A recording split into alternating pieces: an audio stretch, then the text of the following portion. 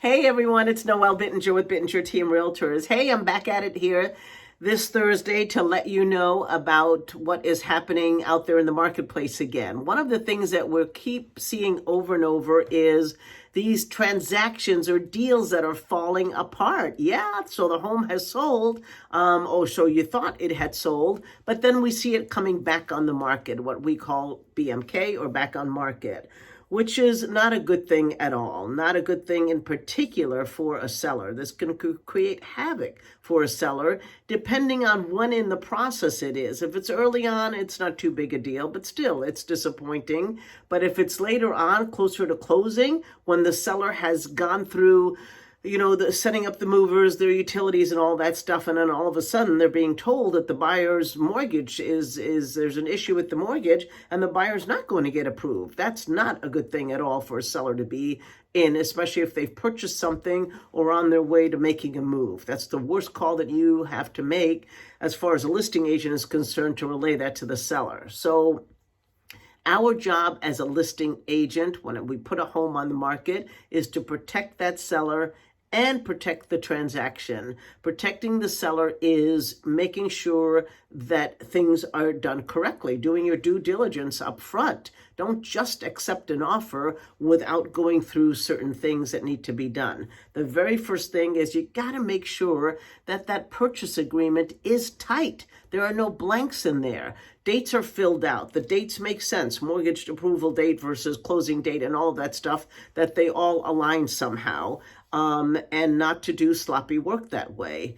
The other thing is to assure that a buyer's home is, if a buyer has a home, that they do not need to close on that home. So you have to check with their lender to make sure that check with the realtor and with the lender to make sure that there's no home that the seller has to, that the purchaser has to either close or sell in any way, because that can certainly tie things up. Sometimes the buyer will even tell us when we ask them, or the lender even will let us know that no, they do not need to close. Then something happens along the way where they do need to close. So if you accept an offer and you know the buyer owns a current home, then please do check on that as best as you can. I'm talking to realtors here, and I'm talking to sellers also in discussing this with their realtors to make sure that these types of things don't fall apart for a seller that way.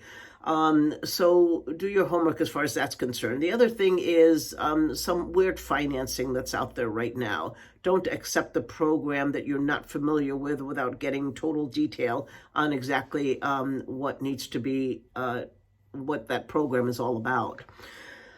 Those are things that can happen maybe later on in the process, the buyer not getting approved. That's the worst time for any of that to happen, towards the end, closer to closing. Some of the things that may happen earlier is inspection issues. There's always stuff that will come up in an inspection, almost always. Sometimes the buyers will accept them, sometimes we don't. We'll do a whole nother video on inspection issues. However, we have a very cool, tight addendum that tells a buyer, what we're looking for. And then we're not looking for little frivolous items that buyers come up with, like leaky faucets and certain things that are absolutely nonsense, that shouldn't appear or shouldn't stop a buyer from moving forward or asking the seller to repair certain things that are really minor items. There's always going to be those minor items. So we make sure that we protect the seller by putting those in there. And it's not that it's not protecting the buyer in doing that. It's just these are items that we know are not of value, such as, the roof is about to blow off or the furnace not operating. Those are more important things that need to be addressed than those little frivolous things. So also another thing to look out for, to know that there's going to be problems down the road, is when you have a tough negotiation during the time that you're negotiating the offer. The buyers being difficult with their demands and being very one-sided, you better believe that you're going to have a problem with the inspection also. So all these years in the business, and I just had one myself, against my better judgment, we did accept an offer on a particular property. And the only reason we did, it's one of the few properties that we had on the market that had been sitting there for a while. The buyer was a tough negotiator. They got what they wanted. And wanted the last word in everything that we negotiated. And sure enough, that's what happened in the inspection as well, that they wanted a whole lot of things. But still, I wouldn't have done it any differently based on the property and some deficiencies in this particular property. So there you have it. Just be careful of these things because, again, the worst thing for the seller is when a property is put back on the market. And it's an embarrassing thing for realtors, too. You have a sold sign on it, and all of a sudden you have to take that sold sign off and mark it back on market. Not a cool thing. And we notice there are certain realtors out there, you see more of those than others. So that's something to ask a realtor when you're listing with them. What is your track record as far as your back on market properties?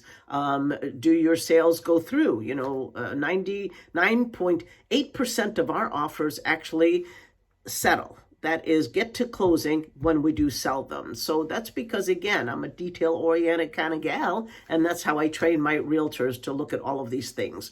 So I hope that was helpful to you. We'll see you around. Bye.